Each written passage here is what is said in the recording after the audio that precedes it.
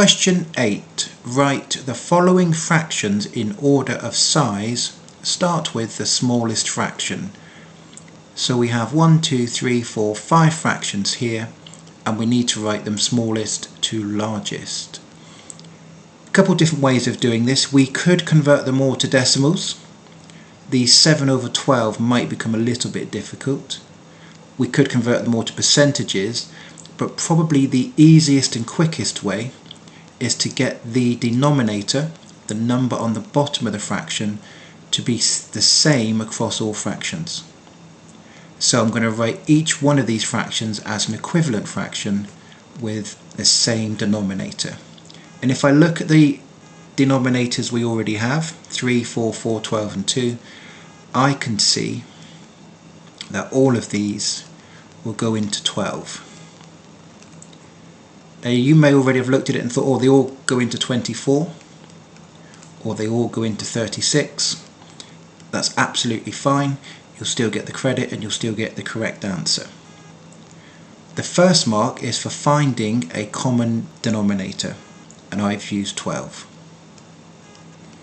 And obviously the second mark is for answering the question. So what do I times 3 by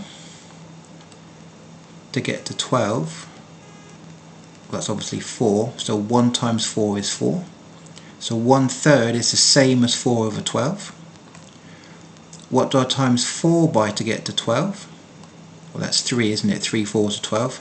So I times the numerator, the top number, by 3, and that becomes 9/12. So 3/4 is equivalent to 9/12. It's the same. What do I times 4 by to get to 12? Well, we just did that, and that was times 3.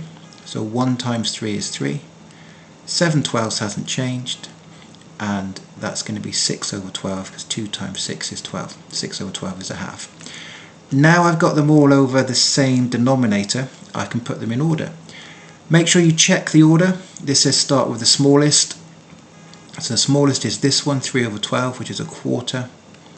You can write the answers over 12 or as the original fraction, it wouldn't matter. I do like just to lightly cross it out when I've done it. 4/12 is next, that will be a third. And then I've got 6/12 here, which will be a half. 7/12, which will be 7/12.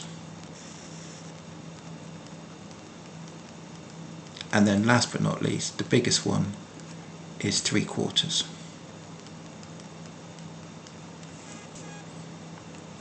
And I have my second mark.